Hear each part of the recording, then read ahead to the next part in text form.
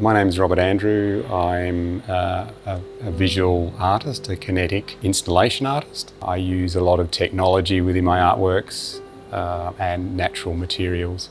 Yeah, the work in Yokohama, it's sort of a corruption of the printer in a sense. It uses water to erode a surface, and the surface has been made by building up layers and layers of red ochres and oxides, and over that then goes layers of white chalk. Move that out of the way. As soon as I touch it, it'll break the surface and go back into there. So it's a hugely fragile surface, and that's why as soon as a little bit of water touches it, it'll just break that surface and reveal the ochres underneath. When I first started making this, I had a squirty bottle in my studio at home, and it was just like squirting things and then going, oh, how do I do that and mechanically do that so I don't have to do it.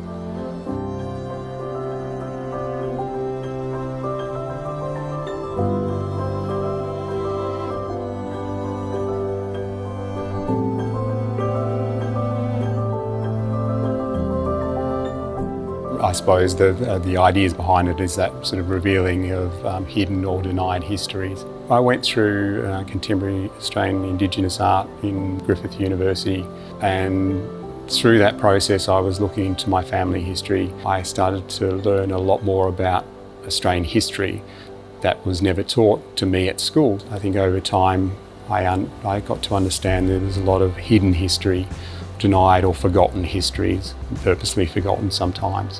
When we were putting through the grant application, that's when I think it was the last day I shook someone's hand. Due to the COVID pandemic, we had to rethink the way this work was going in and realise that I wasn't going over there. What we did here was to set up the work in its entirety, so go through the process of building the spray booth and spraying the walls and documenting all of that. Part of the process of documenting this was to show that you can't leave it in the gun, you've got to mix it and spray it, otherwise it settles and blocks your gun up. So there's all these little things that we had to include in there just to make sure that they didn't have issues with that process. I think that the job that they did was, pretty amazing. I mean, even just the spray booth that they made, mine here was a little bit rugged. Theirs was a work of art.